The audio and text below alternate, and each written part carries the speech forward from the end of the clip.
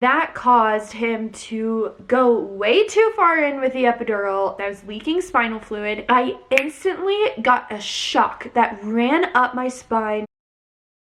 Hi guys, welcome back to our channel. Today I'm going to be doing my birth story and I am so excited to film this because there's literally so much that happened earlier in the day before, and everything that happened like with my epidural and stuff that you guys don't know, that I didn't really explain. I'm going to be going over all of it. This video is so highly requested, so I am really excited to finally share this with you guys. Today is December 21st. If you guys don't know, I had my baby girl, Avrey Kate, on December 10th. So she is 11 days old, and I feel like we've had her for so much longer than just 11 days, but she's still so little, and I keep forgetting about that. Like, I think that she's so much older than she really is. I don't know if Avrey will join us or not for this video. She's sleeping up on the bed right over there, but I will definitely show her. So if you are new here to my channel, my name is Katie. I'm 21 years old. I have a 1.5-year-old daughter who is currently sleeping, and she was born in April of 2018. My births were so different from each other, complete polar opposites. So I kind of want to like compare and do like a video of me comparing them, like my pregnancy and birth. I just don't know what you guys want to see. I know you guys also want a postpartum update, which I'm going to do that when I'm 2 weeks postpartum. So you guys just let me know like what you want to see, I guess. So now I can like tell you guys everything that the doctors were saying, like about induction and the dates and how they got changed and then they got changed back, which I didn't go over in our daily videos because I wanted to keep a secret the day that I was going to be induced, just for like privacy reasons with family members who could possibly be like watching our videos, and I didn't want them to show up or anything. A lot of people don't actually know the reason why I was going in to be induced. My dad was in charge of watching Ella while I was in labor because my sister was going to be filming, my mom was going to be there with me.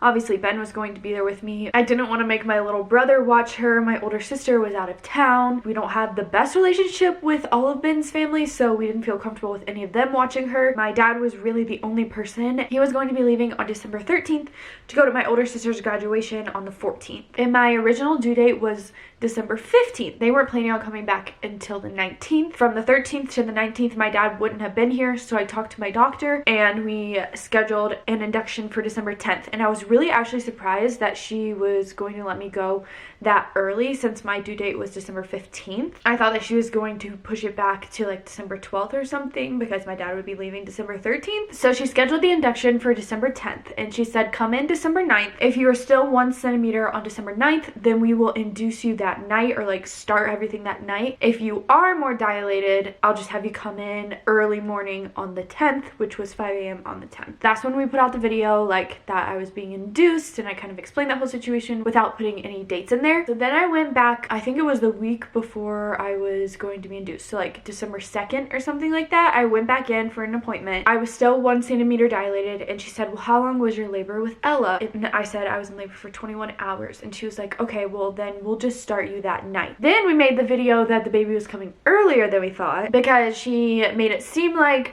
I was going to be induced that day instead because my labor was so long with Ella that she didn't want me to be in labor for an enormous amount of time with being induced and all that stuff. I went back in the morning of the 9th. I was 2 centimeters dilated and 80% effaced, and she told me, okay, we'll just hold off until tomorrow morning. We'll see you tomorrow morning. And I was like, what? And I was so confused, but it wasn't that big of a deal because it was literally 5 a.m. the next morning. We would have been getting up at like 4 to get ready to leave at like 4:45. So I wasn't too bummed about it, but I had already like filmed the day before Ella's last day, and so the whole day of the 9th, like we didn't film anything. And so you guys don't even know what happened the day of the 9th. So I actually thought that my water had broken the morning of the 9th. I felt like lots of fluid down there. There was like watery fluid, so I didn't know if I like peed. Maybe I peed myself, I don't know. So when I got to my doctor's appointment that morning, I was like, I think my water's leaking, I don't know. And she's like, okay, let's test it out. So she went in with like a little paper strip and tested, and it was negative. My water had not broken, so I either like peed myself or I was just having like lots of stuff coming out or something. Something went on down there, and I'm telling you, it was painful. I didn't know if she like stripped my membranes without me knowing. It literally never hurts me to get my cervix checked. Like my IUD that I got after Ella, that didn't hurt at all. I have an extremely high pain tolerance, and this hurt. Like it made me uncomfortable. Like it made me like back up a little bit. And then she told me that the test for my water was negative, and then she checked my cervix and I was a 2 and 80% of phase. She told me that she would see me the next morning. I think our appointment was around 9 a.m. or so. I had actually been like messaging with Yasmin a little bit. I told her that I was going to be induced and like all this stuff, like we were talking back and forth. She's like, go to IHOP. It worked for me. And I was like, I'm being induced anyway tomorrow morning. I really was not trying to start my own labor. Like I didn't care. I was like, I'm having this baby tomorrow regardless, so what's the point in walking 2 miles if I know she's gonna be here tomorrow? Since it was in the morning, we decided to just go to IHOP. It was actually pretty close to my doctor's office. While we were at IHOP, I started to get really strong contractions, like contractions that actually hurt, and that was the first time that I had felt this entire pregnancy. I had been getting a lot of Braxton Hicks, but these were really painful, and I was like, it's just because she checked my cervix and like tested my water and stuff like that, so I'm just cramping. They were painful enough for me to tell Ben. Like I don't really tell Ben when I'm in pain that much because he'll kind of freak out a little bit, and it was enough pain for me to be like, I'm having a contraction, you know? So when we got home, I actually took a nap with Ella. When I woke up, the contractions were gone, and about an hour or 2 after I woke up, the contractions started to come back. I was starting to time them because they really did feel like contractions. They were coming like 5 minutes, 6 minutes, 9 minutes, 3 minutes, 5 minutes, just kind of sporadic, but they were painful and they were lasting about 45 seconds to a minute. So I actually went over to my mom's house because I was going to be induced the next day, and so Ella was going to stay the night with my parents so that we didn't have to bring her over at 4 a.m. The entire time that we were over there, I was having contractions and timing them. This is around like 8 or 9 p.m. I kind of said, if this continues, we may go to the hospital, but as of right now, I can walk, I can talk. They're just a little bit painful. So we dropped Ella off, went home, and I forget what we did after that. Oh, I started editing. And the entire time that I was editing, I was having contractions. I wasn't timing them, and I probably finished editing around 11 or so. I told Ben, I was like, okay, these are really painful. I don't know if I can sleep through them, because we were discussing, do we just sleep? Do we stay up because we'll be up in a couple hours anyway to head to the hospital? And we finally decided to try and sleep or go to sleep. So around midnight, he went to sleep. I tried to go to sleep. I laid there and I was having contraction after contraction, and it was painful enough for me to not be able to sleep through them, but not painful enough for me to have to like get up and like get stuff ready. So I'm just laying in bed on my phone, enduring a contraction and then just moving on. I stayed like that for about an hour. Around 1 a.m. came. That's when they started to get like, I would kind of have to close my eyes through them while I was laying there. I was like, okay, I should probably get ready. I pulled out my straightener, I pulled out my makeup. I took everything out of the room because Ben was in here sleeping. I went downstairs and I finished the video so that if anything happened, it would be ready. Around 1:30, I started to get really painful contractions, and they were coming fast and they came hard. Like it went from, it's a contraction, to like, oh my God, this is a contraction and it hurts like hell. So I'm out in the hallway. I'm trying to do my makeup. I did not want to do my hair. I like threw it up in braids, and everybody's like, oh my gosh, your hair was so cute. And I really appreciate it. I literally just like threw my hair up in braids and was like, I am not doing anything else to my hair. This is it. We're leaving like this. Like I just hated it, honestly, in the moment. I put all of my makeup on except for my mascara, so I looked like I had a matte face but like no eyes.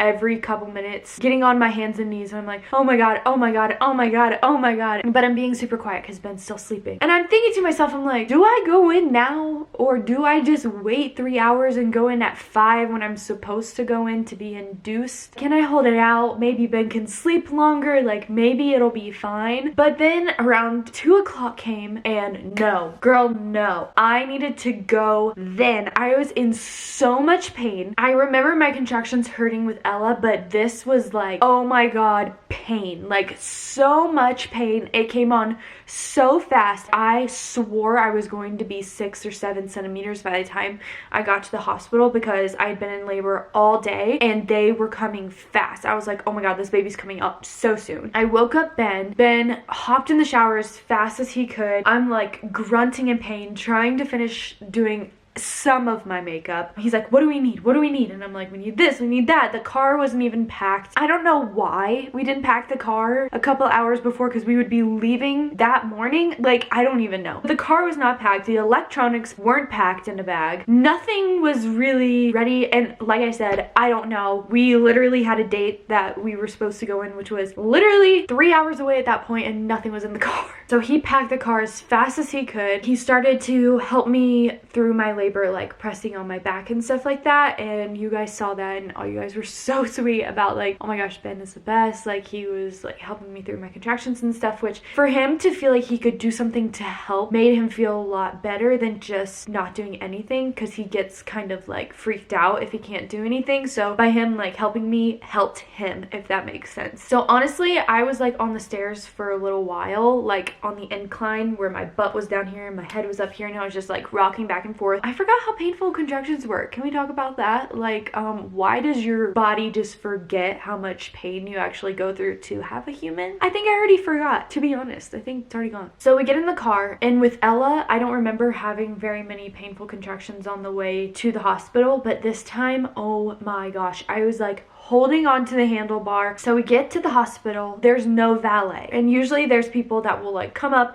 and take your car so you can go in. So we just like yeeted the car to the side, and the valet people were actually inside because it was so cold. They were like inside just chilling. So when we walked in, I'm like limping in, and the valet people were like, oh my gosh, I'm so sorry. Ben handed the key, told them which car it was. They're like, yeah, go, go, go, because I was like, ah. We get there around 3 a.m. They put me into triage. Some of the footage that you guys saw with Ben helping me when I was like bending over, I think the lady came in and she was like, what's your last name, what's your date of birth? And she's like, oh, you're supposed to come in this morning for an induction. And I was like, yeah, that's me. They had everything ready for me. Like, my charts were already written up, they had a room ready and everything, so they didn't need to check me or anything, which I was so thankful for. Last time with Ella, we stayed in the room for 3 hours waiting for a room and for them to make sure I was actually in labor, and this time around they were like, you're going to be induced anyway, like, you already have a room, let's go back. I'm telling you, my contractions were coming every minute or so. I would have another one. Like, they were coming so fast. They were not 5 minutes apart. They were like 1 to 2 minutes like of rest in between. Oh yeah, I called my mom in the car, by the way. I totally forgot that. I called my mom in the car and I was like, hey, we're headed to the hospital. Like, I'm definitely in labor. She's like, okay, I'll meet you there.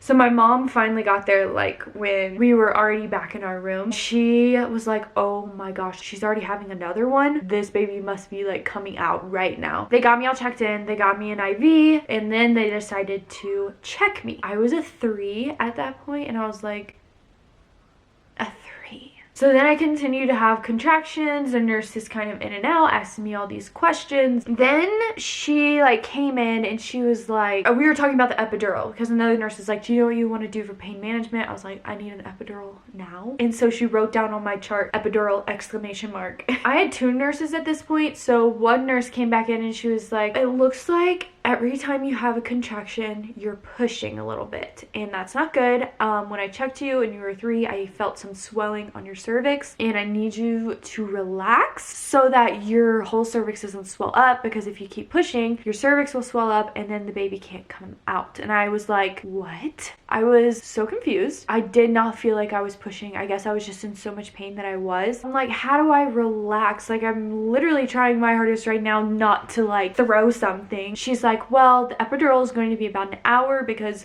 we have to get your blood work in for them to make sure that you can have an epidural. So in the meantime, I can give you fentanyl. And I was like, I don't care what it is. Give it to me. I literally don't care. Just take this pain away from me now. And some people were commenting like, fentanyl? They gave her fentanyl? I don't care. I don't care. Like, give me everything. I don't care. She had the syringe of fentanyl that she was putting into my IV, and about halfway through, my eyes were just like, I felt so great for like 20 minutes. It did not take away the pain of the contractions, but it let me relax in between the contractions, if that makes sense. It like took the edge off of it, so it was more bearable than it was before. After about 20-ish minutes, the fentanyl started wearing off. A little bit after that, they were able to get me my epidural. This is the part where everything went kind of south. So the guy came in to do the epidural. No shade, no tea. This guy looked like he was like 30 years old. And just doing my research, anesthesiology, it takes like 15 years in school. I'm not saying he was fresh out. I'm just going to leave that there. So he came in and I had to sign my life away because you have to like, I think, recognize like the risks that are involved in it or something. I was not scared to get the epidural with Ella. They gave me the epidural. Everything was fine and dandy. It was the best experience of my life. I didn't even feel anything. What they do is they have everybody leave the room except for one person. So Ben stayed in the room. They got him a little chair and they raised up my bed, had me put my legs over the side and put my legs in his lap and curve over my belly as far as I could. I started to have a contraction, so he was like, you tell me when you're not having a contraction and I'll kind of do my thing. Then the contraction went away and he's like, okay, you're gonna feel like a pinch and then burning. When he said a pinch and burning, it was more like a stab and then burning. Like, it hurt a lot. And he was saying it would numb the area, so then I wouldn't feel like the epidural going up my freaking spine. He was kind of over explaining a little bit. He was like, okay, now we're gonna do the catheter and the catheter is gonna do this and it's gonna pump the fluid into you and then you won't feel anything. And I'm like, I don't care, just do it, you know? He sticks in the catheter and starts like putting it up my spine. I don't know how this thing works, but I could feel the catheter moving in my body. I was going like, ow, ow, ow, ow, ow. He was like, what are you feeling? Is it like stabbing pain? I was like, no, I can just like feel it moving in my body. It was so uncomfortable. It didn't necessarily hurt that bad. It was more like, this is the most uncomfortable feeling I've ever felt in my life. It was kind of painful, but not like stabbing pain. It was just like, I don't like this. And I'm pretty sure he had to take it out and put it back in, because he kind of redid it. So then when he was moving it again, he must have hit something. My entire left leg literally kicked up like that. I like moved. He was like, oh my God, don't do that. And I was like, oh my God, don't hit my spine. Don't do that. It was definitely not something that I did on purpose. He must have hit something and I had like a reflex. So then that caused him to go way too far in with the epidural and puncture my like lumbar space. I don't know if you're like a doctor and you know what I'm talking about. Like, I'm sorry, I don't know. But apparently in like your spinal whatever, you have like an epidural space where like an epidural is supposed to go in this space, and then there's like past that, and that's where your spinal fluid is, and that's where he went, and he wasn't supposed to go in there. So then when that happened, I instantly got a shock that ran up my spine to my head and my neck. I was like leaning over to the side like this, and I was like, oh my gosh, ow, ow, ow, ow, ow, ow, ow. He was like, what are you feeling? I'm like, I have so much pain in my neck and my head. And imagine Ben like just watching all of this happen. He was looking at me, he's like, are you okay? Are you okay? And I was asking the anesthesiologist, I'm like, am I okay? Because I couldn't like feel my neck. It was the weirdest feeling in the world. He was like, okay, sounds like you have a spinal headache now. And I was like, what? And he was like, hold on. So then he like finished doing my epidural. It was so painful. I am terrified to get an epidural ever again. After he was done, they laid me down flat and he kind of explained to me that I had a lumbar puncture. He never said that it was his fault, which I'm sure that he's educated not to say that, but he kind of made me feel like it was my fault that because I moved, he punctured it, but I moved because he hit something else. He was all up in my spine, so that's what happened. But he really made me feel like if you wouldn't have moved, this wouldn't have happened, you know? He kind of explained to me what was happening to my body at this point, which was I was leaking spinal fluid, and for some reason that makes you have a really bad headache. I don't exactly know what happens. My aunt said something about your brain not having enough fluid around it, so your brain like sags, and that freaked me out. I don't know if that's true. So then he said if the headache stays and it gets like really bad or something, they can patch it. So that means that they would take out blood from my IV and they would put it back into my spine, and that has the same risk as an epidural does. And I was like, oh great, so I'm going to get stabbed twice in the spine. Don't worry guys, Ben is down there with her. I think she's saying mommy go. I think she can hear me talking. Anyways, my sister showed up. They came back in the room when I was done with my epidural. I was laying down because they had laid me down. I was kind of like on my side a little bit, and I started to feel really nauseous. And I was like, oh, I'm feeling nauseous. And the nurse was like, okay, I'll go get you some nausea medication. So she leaves the room, and I look at Ben and I was like, I'm feeling nauseous. And he was like, okay, she's going to get you nausea medication. I was like, I'm gonna throw up. I'm gonna throw up. They grabbed a bag as fast as I could. My mom literally just like grabbed my body and pulled me up and is holding my head, and Ben's holding the bag, and I'm just vomiting everywhere. I have the worst headache of my life. I can't feel anything. Erin just walked in the room, so she walked in and I just started puking everywhere. After I threw up, I threw that away, and then I threw up again, and that was really nice. After that, I laid back down and I was like, I probably need to sleep, because at this point I think it was around 5. We had gotten there at 3, but I hadn't slept all night long because I was having contractions. So I decided to go to sleep, and it was the best sleep of my life. I woke up at 8 a.m. This is when the story gets better. I woke up at 8 a.m. on my own. Nobody woke me up. The room was silent. The sun was up. It was so peaceful. I hear a baby. Anyway, say hi. Good morning. I woke up and I felt so great. I did not have a headache. I couldn't feel my contractions. I felt rested. The nurse came in, and it was a different nurse. Olivia, if you're watching this, hi. So then they were like, okay, we should check you. I forgot to mention, but when they put in my epidural, they put in a catheter and checked me right after that happened, and I was a 4. So when I went to sleep, I was a 4. And when I woke up at 8, they checked me and I was an 8. And they broke my water, and I kind of started freaking out because I know that like after your water breaks, then everything kind of happens really, really fast, and I was not ready. I had just woken up, realized I was an 8. I know that I'm going to be having this baby within a couple hours, I thought.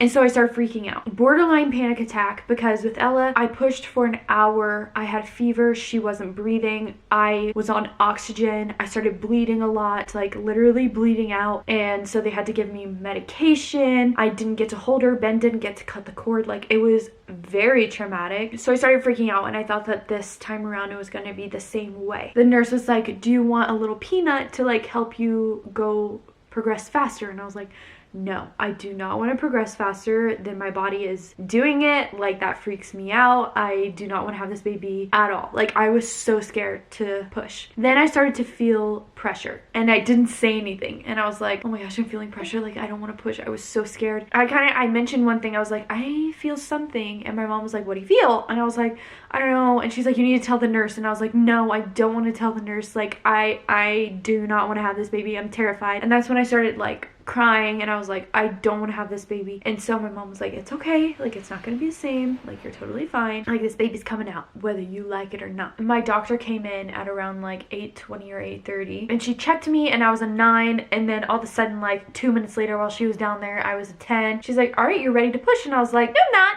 I am not ready to push. We did a couple practice pushes, and she was like, okay, we need to get people in here, like, this baby's coming out right now. I pushed for 5 contractions, and she was here. It was honestly the best experience of my life. They put her on my chest. She was breathing just fine. She came out screaming. Like, right when she came out, she started screaming. She had a head full of hair. She still does, which I'm going to wash it today, but literally look at this. Oh, what? Child?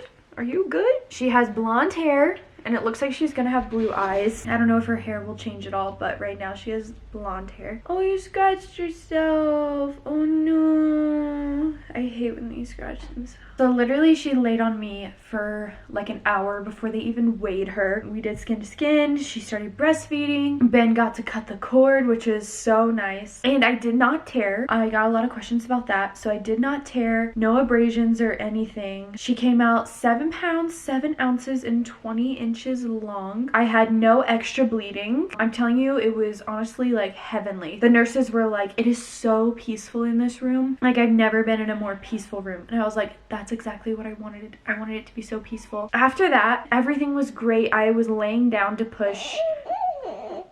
I was pretty much still laying down at this point. I got up about an hour and a half later, I want to say, for me to like go to the bathroom and try and pee. And that's when I got a little bit of a headache. And she was like, okay, you just need to like lay down flat and you'll be fine. I went back in bed and laid down. About another hour goes by, and they were ready to move me up to the recovery room. And when they did that, they put me in a wheelchair, and instantly I got the worst headache of my life. Like, I could not open up my eyes. And this was all due to the lumbar puncture and me leaking leaking spinal fluid. Well, okay, this is a lot to explain. Basically, a different anesthesiologist was on call at this point. He came in the room, he talked me through what happened and what he was going to do to help me out. Sorry, I'm sitting so weird. She's sitting in my lap. He said first he wanted to try Tylenol and caffeine because he wanted to go from like small remedies to like giving me another epidural. He wanted to like go up in, I don't even know what the word is, but you guys know what I'm saying. So they gave me Tylenol. He said if that doesn't work, then they will put some medication in my IV, which they ended up doing because I could not even sit up to sit in the wheelchair. He said if that doesn't work, then what they would do is they would put something up my nose and basically numb and block like all the nerves in my face so that I wouldn't feel the headache. And if that didn't work, then he would do a patch, which is taking blood out of me and putting it back into my spine. I got the Tylenol. Before Ben went and got me coffee, they went ahead and ordered that bag of like IV medication. They had to take me up to the recovery area on my bed. So I had to lay flat on my bed and they took me up in my bed. Moving from my bed to the other bed or moving from my bed to the bathroom, literally standing up for like 5 seconds hurt so bad. I was in so much pain like in my head. At this point, I didn't even care what happened to my vagina. It was like all headache. Avrey was doing so good through this whole thing. She was just sleeping, which I'm so thankful for because I literally could not hold her or anything. I'm really glad that we didn't have visitors planned because I couldn't even sit up to hold Avrey, let alone like see Ella interact with her. But I rested for about 4 or 5 hours and I slowly started tilting my bed more and more up for me to sit upright. And I drank like an entire thing of coffee with an extra shot and everything. Then posted on my story for like prayers and good vibes and everything. And I think with all of that and all the prayers, it just healed itself and I was able to sit up. And the nurses were so shocked. They were like, are you okay? Like, you're supposed to be like out. These things are supposed to last 24 to 48 hours of you not being able to sit up. And I was good after like 6 hours. I'm so thankful for all you guys who prayed for me and just sent over your love. I think that did a lot for me. Then after that, Ella came and it was so great. Like overall, my experience was so different because with Ella, the epidural was fine, but the afterbirth was not fine. And this time the epidural was not fine and the afterbirth was perfect. I think I would choose like the epidural going wrong and being able to hold my baby after she's born than not being able to hold your baby after she's born and not feeling anything, you know? Miss Avrey, like I said, is 11 days old. She's in her little Christmas outfit because we're about to go decorate Christmas cookies. She's literally so squishy and she has so much hair. Here's Miss Avrey. She looks so chunky right now because she's like stretching, but she's like almost 8 pounds now, I think. You are so cutie. Look how cute she is. Oh my gosh. So yeah, that was my birth story.